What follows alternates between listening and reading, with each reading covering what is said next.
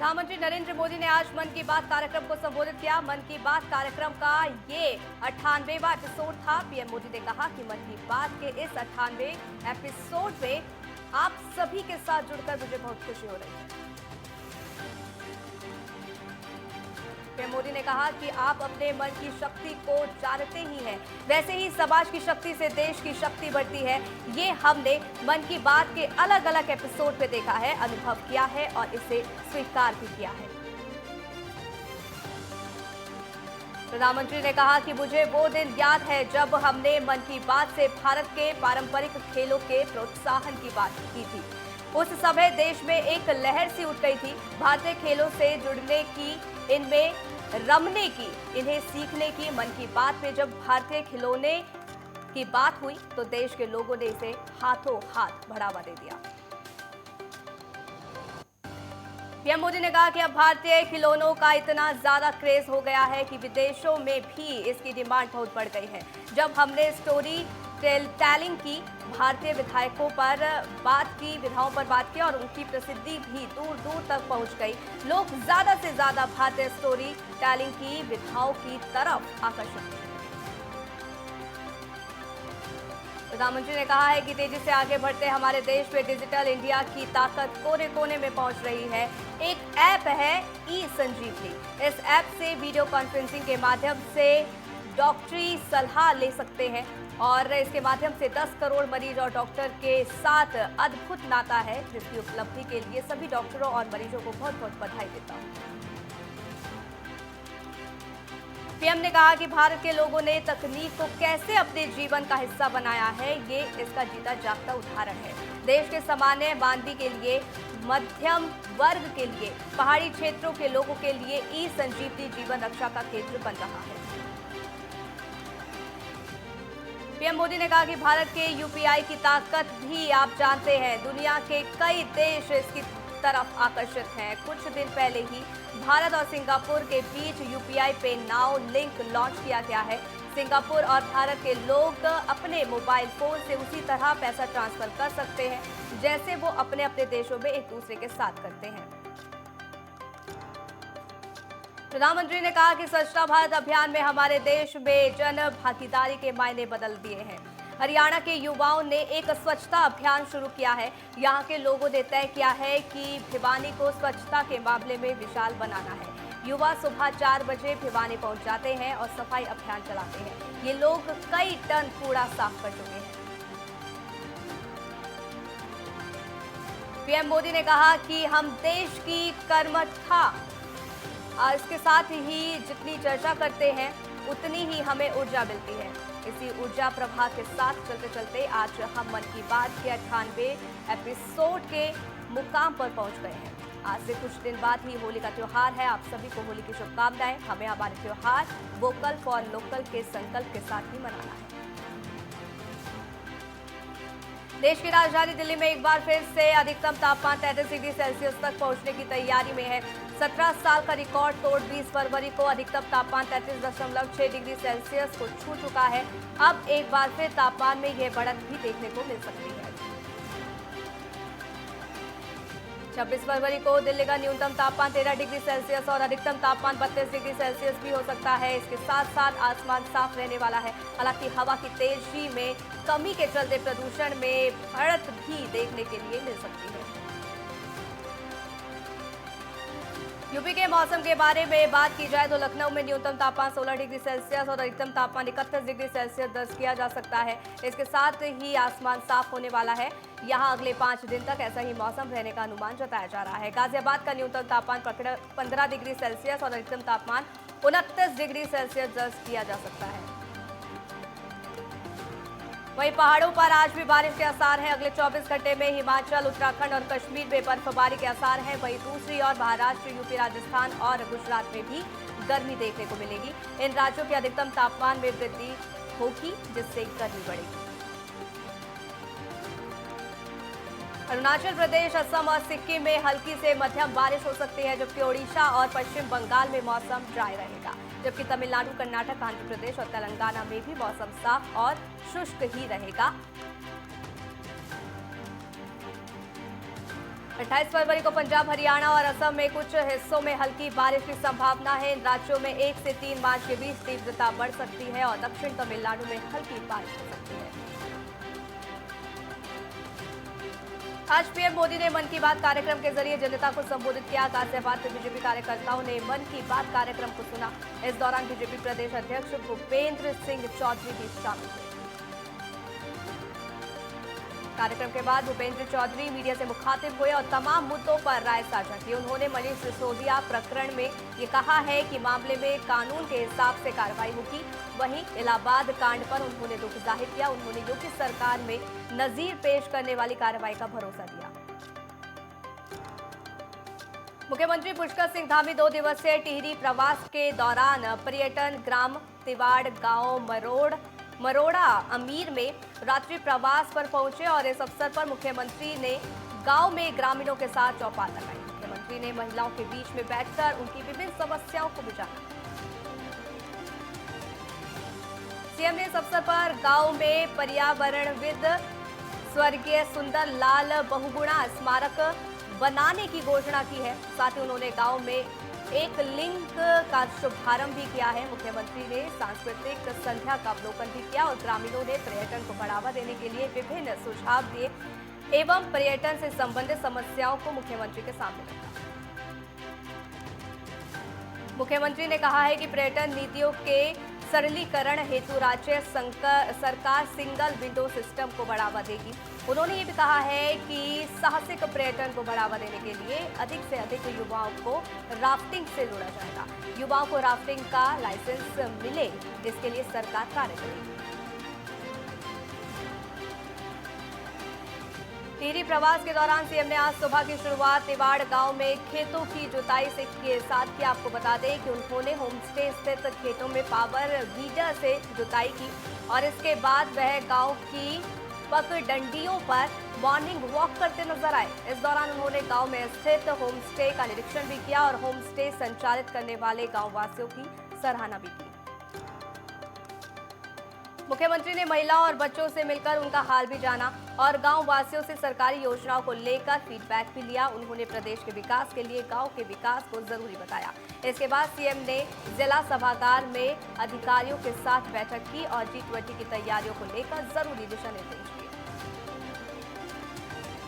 Cabinet मंत्री रेखा आर्य ने मुख्यमंत्री वात्सल्य योजना के तहत दिसंबर और जनवरी की किश्त PFMS के माध्यम से हस्तांतरित की। 6,319 लाभार्थियों के खाते में कुल 3,78,54,000 रुपए ट्रांसफर किए गए। इस दौरान 100 लाभार्थी बच्चे और उनके अभिभावक मौजूद रहे। कार्यक्रम में मौजूद अभिभावकों और बच्चों ने अपने अनुभव साझा किए हैं और मुख्यमंत्री धामी का आभार भी प्रकट किया है। तो वही कैबिनेट मंत्री रेखा आर्य ने बच्चों के हितों के लिए हमेशा प्रयासरत रहने की बात कही। रामनगर में G20 का 28 से 30 मार्च तक आयोजन होगा, जिसकी तैयारियों को लेकर अधिकारियों ने कमर कसनी शुरू कर दी है। G20 के सम्मेलन से पर्यटन नगरी का कायाकल्प होगा। G20 समिट के तहत 2 के बजाय 3 वर्किंग ग्रुप की बैठक उत्तराखंड में होनी है, जिसमें पहली बैठक 28 से 30 मार्च के बीच रामनगर में होगी।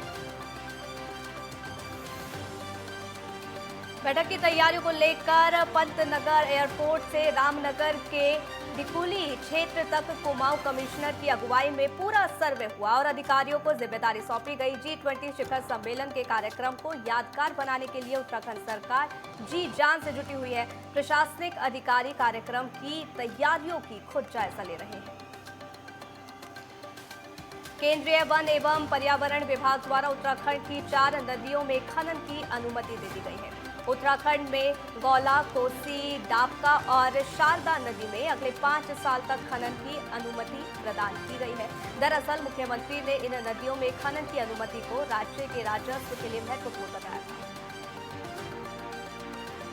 पर्यावरण संरक्षण को लेकर उत्तराखंड प्रदूषण कंट्रोल बोर्ड खासा संजीदा नजर आ रहे हैं। हरिद्वार में नियमों का उल्लंघन करने वाले प्रतिष्ठानों पर लगातार कार्रवाई की जा रही है। प्रदूषण कंट्रोल बोर्ड ने नियमों का उल्लंघन करने वाले 19 प्रतिष्ठानों पर जुर्माना भी लगाया है। बोर्ड के इस एक्शन के बाद हरिद्वार के अधिकतर होटलों ने नियमों का पालन करना शुरू कर दिया है। बोर्ड के निदेशक सुशांत पटनायक ने नियमों के उल्लंघन पर कार्रवाई जारी रखने की चेतावनी दी है। द्वाराहाट के बगवाली पोखर में 2 दिवसीय बैठकें होली का उत्सव शुरू हो गया है। आज मां सरस्वती की पूजा कर कार्यक्रम का शुभारंभ किया गया। होली का उत्सव के आयोजन मोहन सिंह बिष्ट ने बताया है कि इस बैठकी होली को करते हुए 8 साल हो गए हैं, जिसमें काफी दूर दूर से आकर कलाकार भाग लेते हैं। इस महोत्सव में अल्मोड़ा, पिथौरागढ़, बागेश्वर, नैनीताल जिले में कलाकार पहुंचे। वहीं अल्मोड़ा के साथ दर्जनों कलाकार इस पोखरम होली महोत्सव में पहुंचे हैं। सभी गायन भारतीय शास्त्रीय जो संगीत है उसके रंगों में रंग गया। तो रुकेंगे एक छोटे से ब्रेक के लिए, जल्द हाजिर होंगे।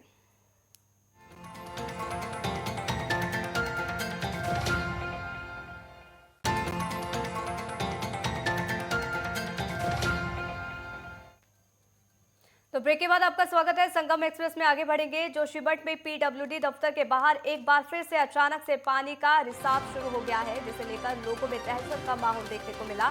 कई घंटों के पानी का रिसाव बंद हो गया और जिसके बाद लोगों ने राहत की सांस ली। ये पानी कहां से आया, ये अभी तक साफ नहीं हो पाया है। स्थानीयों ने प्रशासन से जांच की मांग की है। देहरादून की para Olympian home Teresa David ने उत्तराखंड का नाम रोशन किया है। उन्होंने महज 12 साल की उम्र में दुबई में हुई मैराथन का नया रिकॉर्ड कायम किया। उन्होंने 4 किलोमीटर की व्हील चेयर रेस को महज 45 मिनट में ही पूरा किया। वहीं गुरुग्राम में हुई 3 किलोमीटर की 2 रेस को 25 मिनट में पूरा कर रिकॉर्ड बनाया गया है। टेरेसा के अभिभावकों ने प्रेस कॉन्फ्रेंस कर बेटी की उपलब्धि की जानकारी भी दी है। इस दौरान उन्होंने दिव्यांग खिलाड़ियों के लिए सरकारी मदद की बात की। चक्राता के अंशुल जुबली ने देश प्रदेश का नाम वैश्विक पटल पर रोशन किया है। उन्होंने मार्शल आर्ट प्रतियोगिता में फिलीपींस के फाइटर को नॉक आउट कर चैंपियनशिप हासिल की है और इस उपलब्धि से चक्राता समेत पूरे देहरादून में खुशी का माहौल है। वहीं अंशुल अपने माता पिता के हनोल स्थित महासू मंदिर पहुंचे और महासू देवता का आशीर्वाद लिया। इस दौरान उन्होंने फिटनेस के महत्व का जिक्र किया और युवाओं से नशे से दूर रहने की अपील की। मध्य महेश्वर घाटी के बरूबा भेटी के जंगल भीषण आग की चपेट में आने से लाखों की वन संपदा स्वाहा होने की कगार पर है। जंगलों में भीषण आग लगने से जीव जंतुओं के जीवन पर भी संकट मंडराने लगा है। अगर समय रहते जंगलों में लगी भीषण आग पर काबू नहीं पाया होता तो क्षेत्र के अन्य जंगल और सुरम्य मखमली बकियाल भीषण आग की चपेट में आ सकते हैं। केदारनाथ वन्यजीव प्रभाग के रेंज अधिकारी पंकज ध्यानी का ये कहना है कि बरुआ भेटी के जंगलों में लगी भीषण आग की सूचना मिल चुकी है और वन विभाग की टीम आग पर काबू पाने के लिए रवाना हो गई है। उत्तरकाशी की ग्लेशियर लेडी शांति ठाकुर ने हिमालय क्षेत्र में आ रहे बड़े परिवर्तन पर एक फिर हिमालयी नीति बनाने की मांग की है। उन्होंने इस बार सर्दियों में बारिश न होने पर ग्लेशियर के भविष्य पर चिंता जताई है। उन्होंने कहा है कि हिमाचल क्षेत्रों में मानवीय हलचल से लगातार ग्लेशियर को नुकसान पहुंच रहा है। हिमालय क्षेत्र में हो रहे अनियोजित निर्माण में पर्यावरण को भारी नुकसान हो रहा है, जिसका परिणाम है कि आज फरवरी महीने खत्म होने के बाद कई क्षेत्रों में बर्फबारी नहीं हुई है। इस दौरान उन्होंने लद्दाख के पर्यावरणविद और इंजीनियर सोनम वांगचुक के आंदोलन का भी समर्थन किया। गढ़वाल सांसद तीरथ सिंह रावत पौड़ी पहुंचे, जहां कुरारी गांव में उन्होंने दिल्ली से लौटे प्रवासी आनंद सिंह नेगी को उद्यान विभाग की तरफ से 500 सेब की पौध सौंपी। इसके बाद ही आपको बता दें कि इस दौरान तीरथ सिंह रावत ने सेब की खेती को बढ़ावा देने पर भी जोर दिया। उन्होंने दूसरे ग्रामीणों से भी सेब और कीवी का उत्पादन करने का आह्वान भी किया। वहीं दिल्ली से घर लौट रहे आनंद नेगी ने उद्यान विभाग की तरफ से की गई मदद की सराहना भी की है। इधर पौड़ी प्रवास के दौरान गढ़वाल सांसद ने सबदर खाल, इसके साथ ही खोलाचौर, दौड़ी में जनसंपर्क भी किया और उन्होंने सरकारी योजनाओं के बूथ स्तर पर प्रचार पर जोर भी दिया। मध्य प्रदेश के दतिया में गृह मंत्री डॉक्टर नरोत्तम मिश्रा ने विकास को लेकर विधानसभा के हजारों लोगों को करोड़ों की सौगातें दी है। विकास यात्रा के दौरान नरोत्तम मिश्रा पिटसुरा गांव पहुंचे, जहां उन्होंने पिटुसुरा गांव में पहुंचकर विकास और निर्माण कार्य की ग्रामीणों को सौगात भी दी और इस दौरान गृह मंत्री डॉक्टर मिश्रा के समर्थकों ने उन्हें बग्गी में सवारी कर ग्रामीण क्षेत्रों का भी भ्रमण कराया। गुरुग्राम में बीजेपी किसान मोर्चा प्रदेश कार्यकारिणी की बैठक का आयोजन किया गया, जिसका उद्घाटन हरियाणा के कृषि मंत्री जेपी दलाल ने किया है। इस मौके पर किसान मोर्चा के राष्ट्रीय अध्यक्ष राजकुमार चाहर, किसान मोर्चा के प्रदेश अध्यक्ष सुखविंदर स्योराण शामिल हुए। कार्यकारिणी की बैठक में बीजेपी किसान मोर्चा से आए तमाम पदाधिकारी भी शामिल हुए। बैठक में 2024 के चुनाव, केंद्र और राज्य के बजट में किसानों के लिए बनाई गई कल्याणकारी योजनाओं को ज्यादा से ज्यादा लोगों तक पहुंचाने पर चर्चा की गई। बैठक में मिशन 2024 को लेकर भी मंथन। सुखविंदर शोराण ने ये बताया है कि केंद्र की मोदी सरकार और राज्य की मनोहर लाल सरकार ने बजट में किसानों के हितार्थ काफी योजनाएं बनाई हैं। इन योजनाओं का किसानों को कैसे फायदा पहुंचे, इसके लिए इस बैठक में व्यापक से चर्चा की गई। उन्होंने बताया कि बैठक में खेती और किसानी के बारे में जानकारी रखने वाले विशेषज्ञ भी मौजूद रहे, जिन्होंने प्रोग्रेसिव फार्मिंग पर अपनी बात भी रखी है। बैठक पर वरिष्ठ नेताओं के अलावा राष्ट्रीय किसान मोर्चा, प्रदेश किसान मोर्चा के जिला अध्यक्ष, पदाधिकारी और कार्यकर्ता उपस्थित रहे। मसूरी में संत निरंकारी मिशन के तहत स्वच्छ जल स्वच्छ मन का शुभारंभ किया गया। इस परियोजना का मुख्य उद्देश्य जल संरक्षण और इसके बचाव के लिए अपनाई जाने वाली विभिन्न गतिविधियों की योजना बनाना और उन्हें क्रियान्वित रूप देना है। प्रतापनगर दौरे के दौरान पूर्व सीएम त्रिवेंद्र सिंह रावत जब डोबरा चांठी पुल पहुंचे तो वे काफी प्रसन्न दिखे। उन्होंने कहा कि डोबरा चांठी प्रतापनगर टिहरी वासियों के लिए लाइफ लाइन है। डोबरा चांठी पुल प्रतापनगर को टिहरी और शेष राज्य से जोड़ता है। हरिद्वार बिलकेश्वर बाईपास रोड पर जंगली हाथी आने से हड़कंप मचा है। सूचना मिलते ही वन विभाग और राजाजी प्रशासन की टीम मौके पर पहुंच गई। हाथी दूसरे संघर्ष में घायल बताया जा रहा है। वन विभाग और राजाजी प्रशासन हाथी को ट्रैंकुलाइज कर सुरक्षित जंगल में छोड़ दिया गया है। बागेश्वर में एक दिवसीय विज्ञान कार्यशाला का आयोजन किया गया। नागरिक मंच और अलायंस फॉर साइंस के तत्वाधान में कार्यशाला का आयोजन हुआ। कार्यशाला में बागेश्वर के कई स्कूलों के छात्रों ने हिस्सा लिया। कार्यशाला में छात्रों को विज्ञान के रोचक तथ्यों से रूबरू कराया गया। कार्यशाला में मौजूद विशेषज्ञों ने छात्रों में वैज्ञानिक सोच और वैज्ञानिक रुचि विकसित होने पर जोर दिया। फिरोजाबाद में जजों और वकीलों के बीच क्रिकेट मैच का आयोजन किया गया, जिसका शुभारंभ जिला न्यायाधीश हरवीर सिंह ने किया है। टॉस के बाद वकीलों को पहले बल्लेबाजी का मौका मिला। फ्रेंडली माहौल विकसित करने के मकसद से क्रिकेट मैच का आयोजन किया गया। दमोह में कोतवाली पुलिस ने छात्र छात्राओं पर अपराध नियंत्रण एवं जागरूकता के लिए अभियान चलाया, जिसमें पुलिस ने छात्र छात्राओं के लिए आगामी प्रतियोगी परीक्षाओं की तैयारी, महिला अपराध एवं नियंत्रण के साथ जिले भर में लगातार बढ़ रही साइबर ठगी से बचने के संबंध में जानकारी दी। खेती किसानी को हाईटेक करने के लिए सरकार लगातार प्रयासरत है। सरकार ने इसके लिए पायलट प्रोजेक्ट की शुरुआत की है, जिसके तहत किसान ड्रोन के जरिए फसलों में कीटनाशकों का छिड़काव कर सकेंगे। शुरुआती तौर पर जामताड़ा, रांची, कुमला और चतरा जिले का चयन किया गया है, जिसके लिए किसानों को प्रशिक्षण दिया जा रहा है। कृषि विज्ञान केंद्र की प्रमुख डॉक्टर सुप्रिया का यह कहना है कि ड्रोन से कीटनाशकों का छिड़काव होने से किसानों का समय तो बचेगा ही, साथ ही किसानों के पैसे की भी बचत होगी। दिल्ली के विपिन गार्डन में दिल दहला देने वाला मामला सामने आया है। सुबह एक व्यक्ति ने अपनी पत्नी समेत 2 मासूम बच्चों की हत्या कर दी, जिसके बाद व्यक्ति ने खुदकुशी की कोशिश की। खुदकुशी की कोशिश के बाद व्यक्ति की हालत नाजुक है, जिसका अस्पताल में इलाज चल रहा है। मेरठ में सुनसान रास्ते पर पूछताछ करने पर अराजक तत्व ने पुलिसकर्मियों पर ही हमला कर दिया। लाठी डंडों और सरिया से हमले के दौरान सिपाही बुरी तरीके से घायल हो गया, जिसके बाद पुलिस टीम मौके पर पहुंची। पुलिस ने इस मामले में त्वरित कार्रवाई करते हुए 5 आरोपियों को गिरफ्तार कर लिया है। फिलहाल पुलिस आगे की कार्रवाई में जुटी हुई है। दिल्ली देहरादून नेशनल हाईवे पर एनआरआई दंपति से लूट का सनसनीखेज मामला सामने आया है।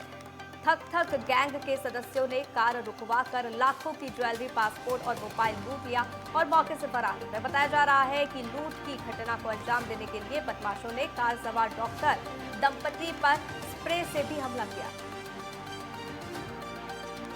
पुलिस ने जब छानबीन की तो दंपति का पासपोर्ट, मोबाइल फोन और बैग तो मिल गया, लेकिन कुछ ज्वेलरी और नकदी अभी भी नहीं मिले हैं। फिलहाल पुलिस ने बदमाशों की गिरफ्तारी के लिए कई टीमें लगाई हुई हैं। पुलिस दावा कर रही है कि जल्द ही बदमाशों की गिरफ्तारी कर ली जाएगी। धौलपुर के बाड़ी उपखंड में सरकारी अस्पताल में लगी स्वास्थ्य विभाग की एम्बुलेंस को 3 बदमाश छीन कर ले गए। साथ ही चालक से सरकारी मोबाइल भी ले लिया। घटना की जानकारी पीड़ित एम्बुलेंस चालक ने जिला समन्वयक को दी है और इसके बाद जिला समन्वयक ने जननी शिशु सुरक्षा योजना के अधिकारियों को मामले से अवगत कराया है। महुआ कोतवाली इलाके के एचपी पेट्रोल पंप के सामने दादा पोते के सड़क हादसे में हुई दर्दनाक मौत का हृदय विदारक वीडियो सामने आया है। दरअसल दादा को कुचलने के बाद ट्रक चालक बेरहमी से स्कूटी को फंसे बच्चे को करीब 3 किलोमीटर पर घसीटता हुआ नजर आ रहा है। ट्रक चालक का इस तरह ट्रक चलाने का वीडियो भी सोशल मीडिया पर जमकर वायरल हो रहा है। फिलहाल पुलिस ने दोनों शवों को पोस्टमार्टम के लिए भेज दिया है और गंभीर धाराओं में मुकदमा दर्ज कर कार्रवाई शुरू कर दी है। दुमका के जरमुंडी थाना क्षेत्र में एक हादसा हो गया है। नौनिहाट से बासुकीनाथ की ओर जाकर रही कार अनियंत्रित हो गई। संतुलन बिगड़ने से कार सीधे नदी में जा गिरी, जिससे एक व्यक्ति की मौत हो गई है, एक व्यक्ति गंभीर रूप से घायल हो गया है। सूचना पाकर पुलिस मौके पर पहुंची और घायल को रेस्क्यू कर अस्पताल भेजा गया। साथ ही शव को निकालकर पोस्टमार्टम के लिए भी भेज दिया गया है। बहरहाल पुलिस आगे की जांच में लगी हुई है। जामताड़ा में एक सड़क हादसा हो गया है। रामकृष्ण मठ के पास अज्ञात वाहन ने एक बाइक को जोरदार टक्कर मार दी। हादसे में 2 बाइक सवार गंभीर रूप से घायल हो गए हैं। सूचना पाकर पुलिस मौके पर पहुंची और घायलों को अस्पताल पहुंचाया गया, जहां उनका इलाज चल रहा है। गाजियाबाद में शादी समारोह के दौरान 2 पक्षों में विवाद हो गया। डीजे बजाने को लेकर लाठी डंडे चलने लगे। होटल में मौजूद बाउंसरों ने शादी में आए परिवारों को बुरी तरीके से पीटा। परिवार के 2 लोग गंभीर रूप से घायल हो गए हैं, वहीं अन्य 5 लोगों को मामूली चोटें आई हैं। होटल में बाउंसरों की गुंडागर्दी सामने आई। जिला पूंछ के गांव देगवार में सेना और जम्मू कश्मीर पुलिस को बड़ी कामयाबी मिली है, जिसमें पुलिस ने 3 किलो हेरोइन के साथ एक नशा तस्कर को गिरफ्तार किया है। फिलहाल पुलिस आगे की कार्रवाई में जुटी हुई है।